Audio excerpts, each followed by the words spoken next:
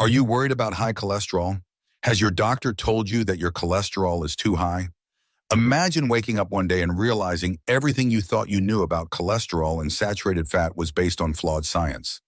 That's not just a hypothetical scenario. It's the reality we face today.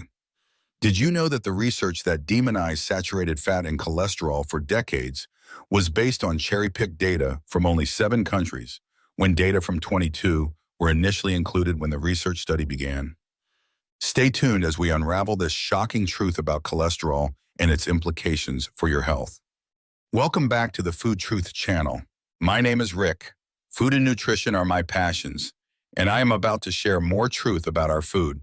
Today, we're diving deep into one of the most controversial topics in nutrition: cholesterol and saturated fat.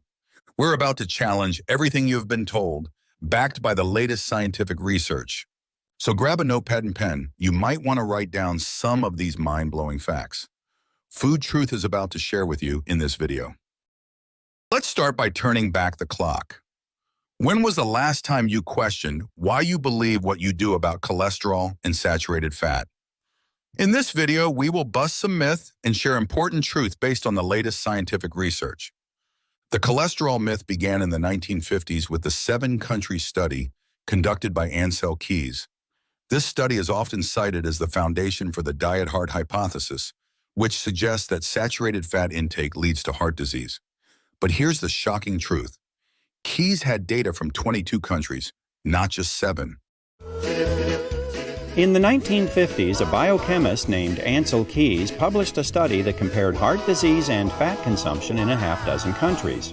The more fat, the more heart disease. The trend line was unmistakable. Just one little problem.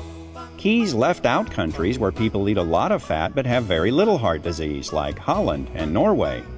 He also left out countries where people don't eat much fat but do have a lot of heart disease, like Chile. In fact, Keyes had reliable data from 22 countries, and the results were all over the place. But you can't make a big splash in the scientific community with a trend line that looks like this. So Keyes did what any dedicated researcher would do.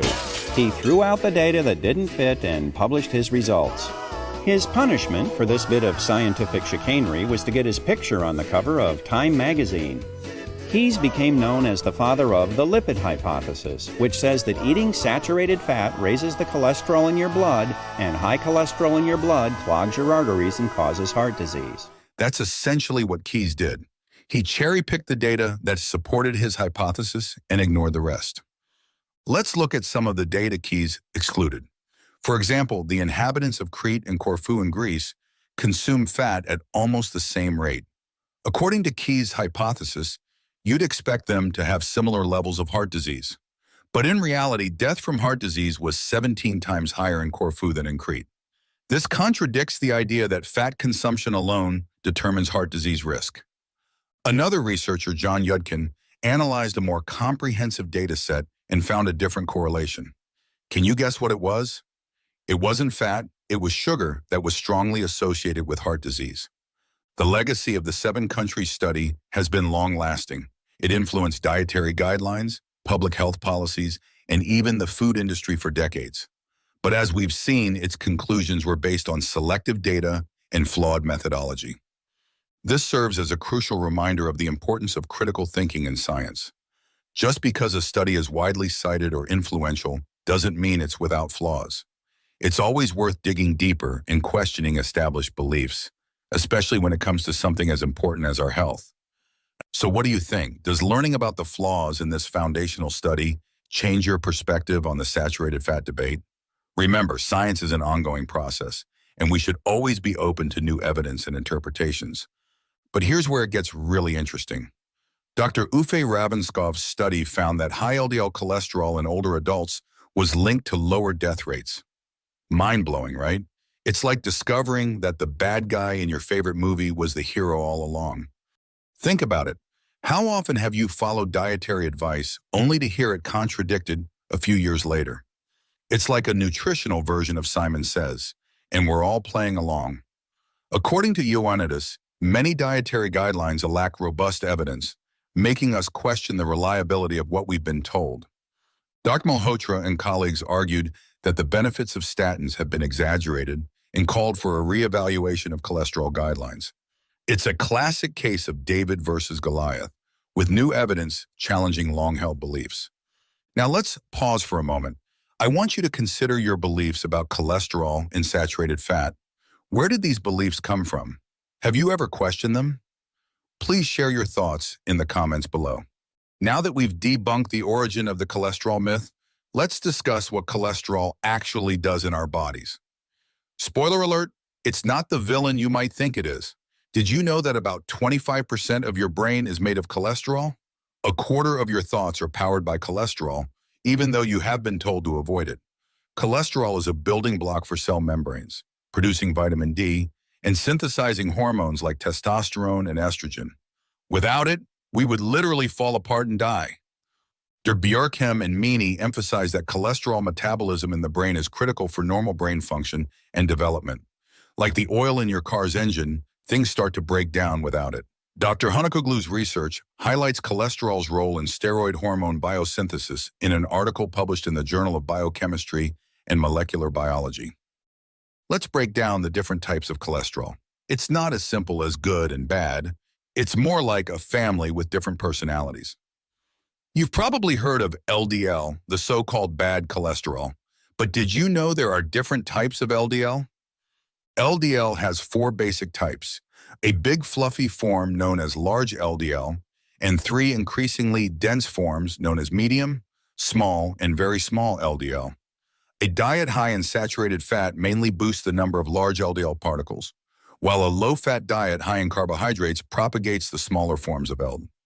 The big fluffy particles are largely benign, while the small dense versions keep lipid science researchers awake at night. This means that it is carbohydrates that cause health problems due to creating smaller LDL particles. Once again, fat has been blamed for what carbohydrates cause. And here is a serious problem with our modern medical testing regarding cholesterol. The typical cholesterol test doesn't distinguish between large and small LDL particles. It can't even spot the difference. People can have mostly large LDL or mostly small LDL in their overall LDL depending upon a host of genetic, lifestyle, and environmental factors. Your own personal mix may make all the difference between living to a heart-healthy old age and becoming a Monday morning casualty at your desk. This shortcoming in cholesterol blood tests is a serious concern and need improvement. For decades, a tidy narrative about the relationship between LDL cholesterol and heart disease has affected everything from the food we eat to the drugs we take, the test results we track, and the worries we harbor.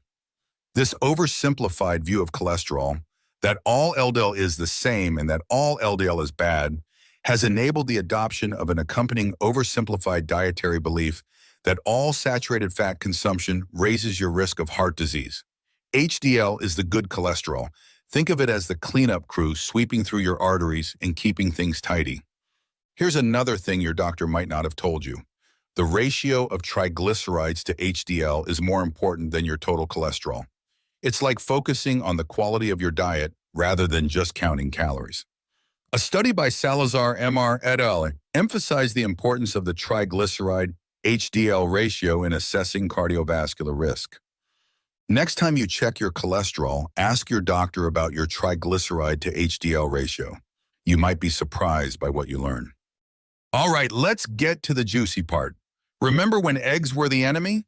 Well, studies now show that dietary cholesterol barely impacts blood cholesterol levels for most people. It's like your body has its own cholesterol thermostat. Here's a shocker. Sugar and carbs are the real culprits behind heart disease, not cholesterol. It's like we've been blaming the wrong suspect all along. A 2007 analysis found a significant association between high triglyceride levels and heart disease. Studies have also shown that sugar and carbohydrate consumption, leading to insulin resistance, play a significant role in heart disease, rather than cholesterol itself. Derdegan et al. Conducted a large-scale study across 18 countries published in the Lancet Journal, finding that higher fat intake, including saturated fat, was not associated with increased cardiovascular risk, challenging the traditional dietary guidelines. Picture this, a world where butter and cheese aren't the enemies of your heart. Share in the comments how many eggs you eat per week. Now, you might be wondering, if this is true, why haven't I heard about it? Well, buckle up, because this is where it gets interesting. Have you or someone you know been prescribed statins? The pharmaceutical industry has a vested interest in promoting statins, drugs that lower cholesterol. It's like a blockbuster movie franchise. They don't want it to end. Statins are the most profitable drugs in the history of medicine, but some researchers argue that their benefits have been exaggerated. Dr. Diamond and Dr. Ravenscoff highlighted how statistical deception has created the appearance that statins are safe and effective, despite conflicting evidence. Imagine the wool being pulled over our eyes for years.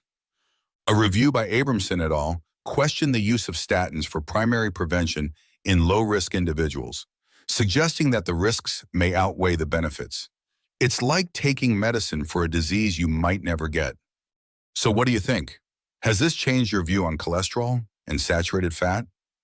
Remember, keeping an open mind and staying curious about your health is crucial. The story of Ancel Keys in the 7-country study shows us how important it is to question established beliefs and examine the full picture regarding scientific research. After watching this video, the next time you schedule a checkup with your doctor, ask about your triglyceride to HDL ratio. Most importantly, share this video with someone you care about. Knowledge is power. Share it, especially when it comes to your health. Thanks for joining us at Food Truth on this cholesterol myth-busting journey. If you find this helpful, give it a thumbs up and subscribe for more health insights. Let me know in the comments what health topic you want me to tackle next. Until next time, stay healthy and stay curious.